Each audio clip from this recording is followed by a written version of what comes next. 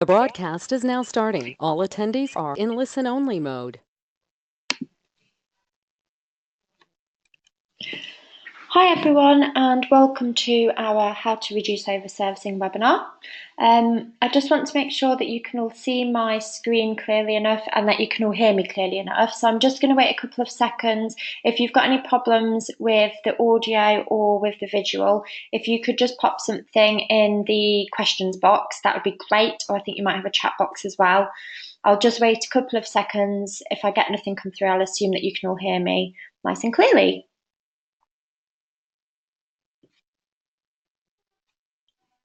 Okay, so I've had some comments come back that you can all hear me and see my screen clearly enough, so let's get going. So I've got quite a lot to cover today, and I'll try and get through all of it. We have only got 20 minutes, so I'll try and cram as much as I can in. I am also recording the session, so if anybody wants me to send the recording over so you can share it with colleagues afterwards, that's absolutely fine. I just want to start by introducing exactly who we are as well. For those of you that don't know who we are, I know we have got some lovely clients on here today as well, so hello to all of you, and hello to anybody that we may not have spoken to before. So just a quick introduction. My name is Frankie. I'm a consultant here at the Agency Works. The Agency Works, we are a consultancy who work very closely alongside of agencies, consulting with things like financial aspects of their business, also just looking at business process in general.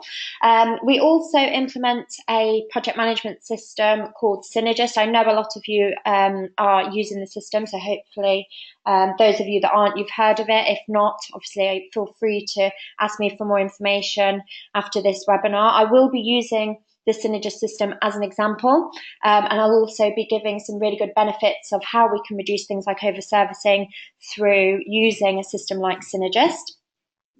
So our topics that I'll be focusing on today are, number one, why are agencies overservicing? So it's all well and good knowing that you're overservicing, but I think also there's a high importance of finding out why, and that can be this can be helped by gaining the visibility that's needed to find out why. So I'll be going through how we can gain some of that visibility. Also, how can overservicing be reduced? So why is it happening? And then once we know why it's happening, that's when we can start doing something about it. Just before I do get on to my first subject, which is why are agencies overservicing, I wanted to just share this with you. So this is from our agency food survey. It's a survey that we do on a regular basis. It's the agency food group. So if any of you are on LinkedIn, if you just type in the agency food group, you can join and get really good insights like this one in front of you. The reason that I'm showing you this is because I want to almost show you the impact that overservicing can have. So in all of these surveys that we do, and we send them out to lots and lots of agencies and we get loads completed, we always spot the same thing over and over again. And one of the questions is, what are the biggest financial challenges you face in running your business? Now, you can see here, number one is overservicing, but then we've also got at number two, increase in profitability, which it tends to always be like that. I think the overservicing one has actually slightly increased over the past few years. So we're doing what we can with the agencies we work with to help solve this problem, or at least help to reduce this problem. Overservicing has an impact on the whole of the business, and especially if you're a growing business, it's really, really hard to grow a business if you've got a lot of overservicing occurring. It's also really hard to increase any profits to the business if you're overservicing. So hopefully all of these things, yes, it will help to reduce overservicing, but it will also help not only the organisational aspects of the business, but also your financial aspects of the business as well. Okay, so the next topic is, the first topic, should I say, why are agencies overservicing? So we've been working with agencies for over 20 years now, and we've got 6 main reasons that we've come up with, and these are just the most common reasons. Today I'll be talking around some slightly more than others, This webinar is really, really popular as well, so I will be doing another one. And if I don't discuss all of them in that much detail, I'll make sure that on the next one I do. So the first reason are not selling enough hours. So what this means is, within an agency, obviously it's very time-based.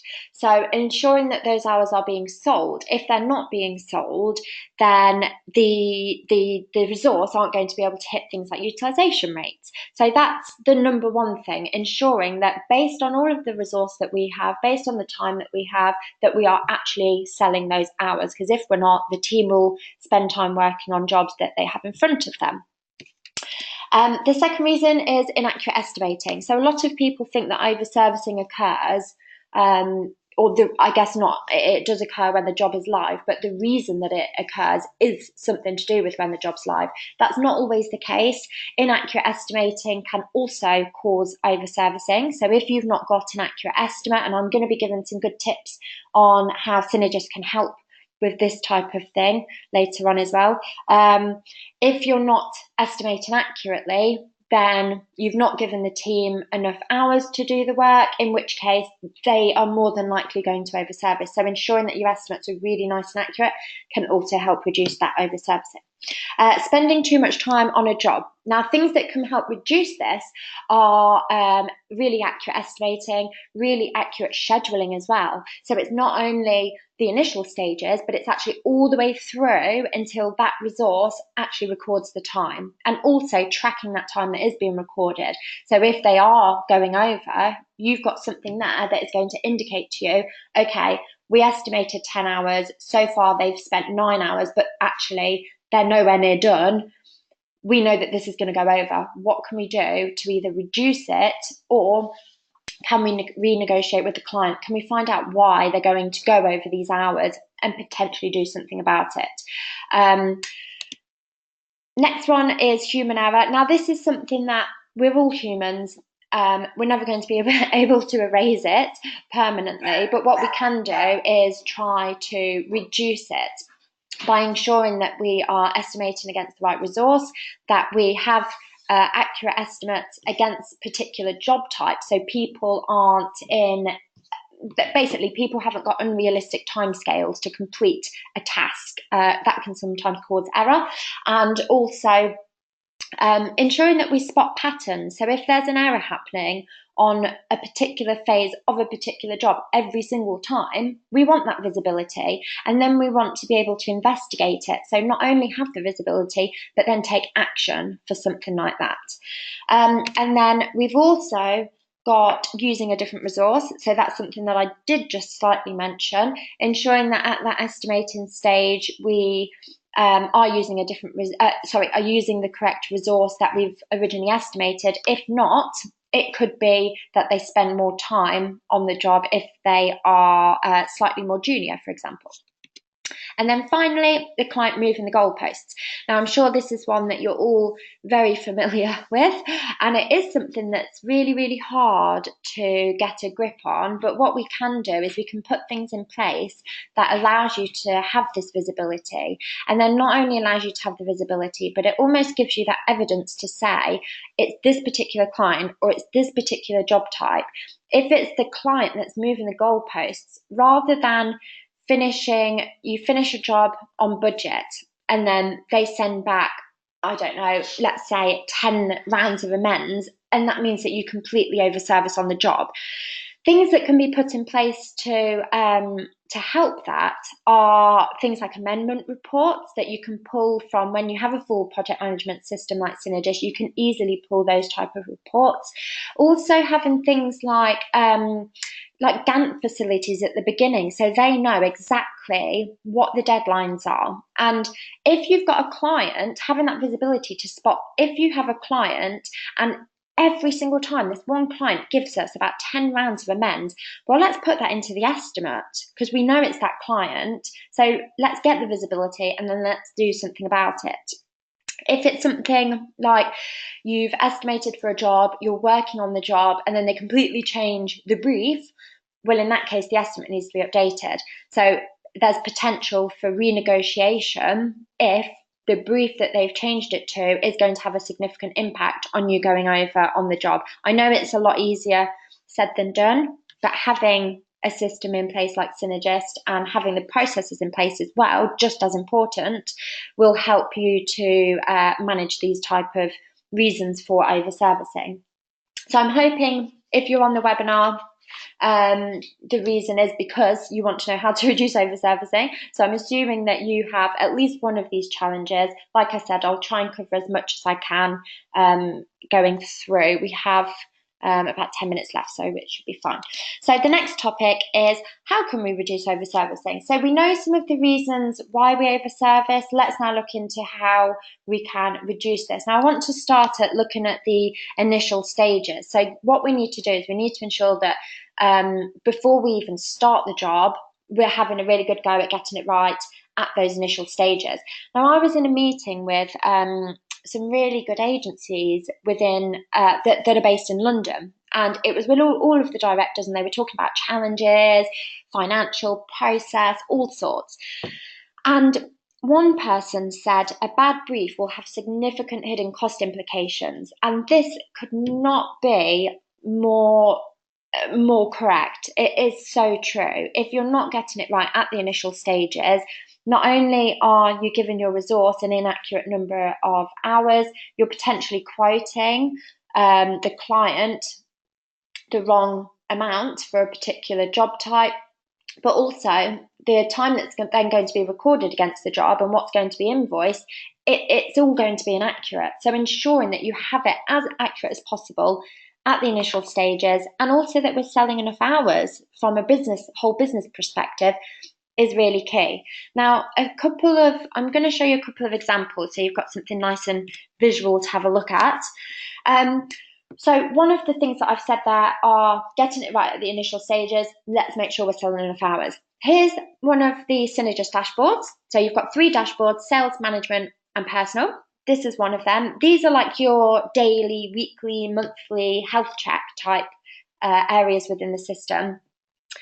So something as simple and as initial as knowing how many hours you have available. And I've got a nice little spreadsheet that shows how you can work that type of thing out in a second anyway, but I'm sure you guys will got that in place. How many hours do we have available? And then it's about checking that we're selling those. If we aren't selling those, some tips and some facilities that could be used in a full project management system to help this are having pipelines in place. So having your jobs at quote stage, opportunities, and ensuring that you're tracking the pipeline. So if you're not selling the number of hours in which you have available, you've got tools in place to help this. So we can see we've got a number of opportunities that we're at the negotiation stage with. We've nearly sold the number of hours in which we have available, but we've got a few more to sell. Let's get some of those deals pushed through to make sure our resource can hit their utilisation targets and that they're not going to overservice on jobs that they do have in front of them. Okay, the next area, just jumping back over here, is in fact actually here's the spreadsheet on the number of hours that we have available. Obviously within a business we do work with agencies in looking at how to work out things like utilisation targets. If it's something that you'd like to introduce or something that you've already got in place, then great. Having that visibility, knowing the utilisation targets, but then actually doing something about it, it is definitely something that Synergist can help with. So here's just a really simple calculation on working out how many hours that you do have available. Okay, the next area is the estimating. So one thing about Synergist that is slightly different, and this is also very, very much about processes, is whether you are using Synergist, whether you're using another tool, a number of different tools or spreadsheets, hopefully this is still completely relevant to you. Your estimate should always be really a real true reflection on the client's brief. So the client has come to you and said, this is what we want. You've gone away and said, if you want that, this is who we need, this is what it's going to cost us, this is what we should be charging. Okay, and then your quoted area should be your external, commercial, what are we going to sell this job for? What we see quite often is you'll do an estimate, the client will come back and say, that, sorry, that's too expensive, we have this budget. So people will start reducing the hours because they're happy to sell it for that, start reducing the hours, that can cause over-servicing, because then when you're scheduling those hours to your resource, you've not given them enough hours, and then when they record the time, they're going to record more time than has been estimated, therefore that job has gone over. So ensuring that we've got our estimate for resource management, capacity purposes, and then we've also got our commercial, what are we actually selling this job for, whether we're adding or reducing value. Okay. Okay, so the next area that I want to focus on is your job tracking. So we've looked at the initial stages, ensuring that the hours are sold, ensuring that we keep our estimate and our quote separate if needed, and ensuring that we're giving the team, the whole entire team, a good opportunity not to overservice any of our jobs. The job tracking side of things is where if we are going to go over, we can spot it before we do. So first of all, find out why we're over servicing. So I'm actually going to show you all of these areas that I'm going to discuss, and then I'm going to flip back over to Synergist, because I've got some nice examples of these areas. So find out why we're over servicing. Time recorded being tracked daily. So if we track time weekly, what could happen is if people have spent a lot of time working on that job in the week, and then everyone records the time on a Friday, suddenly we could overservice on a job. We need to know before then. We need to track whether or not it is on track. See if the client is moving the goalposts, if there was human error, or if there was a different resource that actually recorded the time against the work. You can start going into it and you can start figuring out what happened, why it happened, spotting patterns. Is it a particular client that's always over servicing? Is it a particular job type we're always over servicing? If it's a particular job type, why is that? It may be that if the estimate's inaccurate, well, let's update the template then for that particular job type. See if it makes any difference. So if I jump over here, one of the areas that I've spoken about quite a lot is the handover from selling the job, so building the estimate, quoting it, selling it, all the way through to then giving it to the studio team. Having something like Synergist in place that has a scheduling tool like this, so this is the calendar bookings. One, it reduces a lot of manual work in terms of if you are using a number of different tools, having to get the number of hours and then put it into a different tool and then giving it to the resource, and they might be using a different system for recording time. It will automatically pull through the estimated hours. So once we've got our estimate nice and accurate, we can come into this area. It will automatically pull through the number of hours in which we've estimated, and it's a bit like an interactive whiteboard really. So we can easily drag and drop onto the resource. They then have that in their own calendar. They can actually then record time automatically from, not automatically, they'd have to obviously put it in, but they can record it from their own specific calendar. So they're not having to go in and find the job, the phase, put what charge code they're working on. It's all there for them. What you can also do is start tracking things like where these jobs are at. So you've got your job tracking as a whole, and then this is a bit more granular really. So this is looking at today. We can see that these two jobs are in progress with the emojis. This one, actually, more time is required. So let's find out why. Let's see how much more time is required. Let's find out why more time is required. Are we going to overservice on this? It may be that actually we did the first phase in a lot less time than expected. Therefore, this particular phase where more time is required, it's okay, it will balance itself out. Okay, the job tracking aspect as well for the system is this. So this is a list of all live jobs. Having a facility like this is almost like a bit of a hub to the business. So this is ensuring that we've done everything we can at those initial stages. There are always going to be things that crop up, such as the clients moving the goalposts. So ensuring that you've got a facility where you can track things like these thermometer bars are showing us how far through the budget are we. So what we want to do is we want to say, well, we estimated 100 hours, 50 hours have been recorded against the job.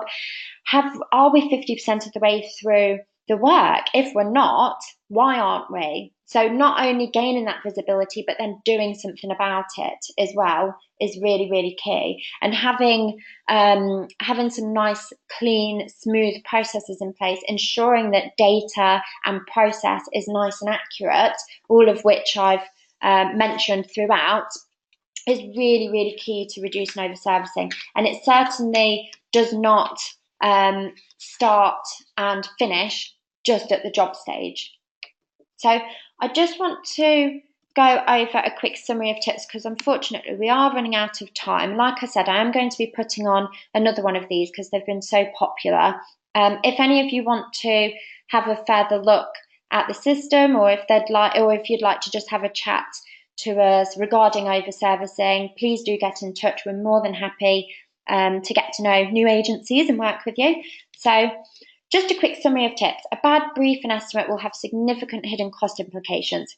As mentioned so many times on this webinar, it is very much about the initial stages.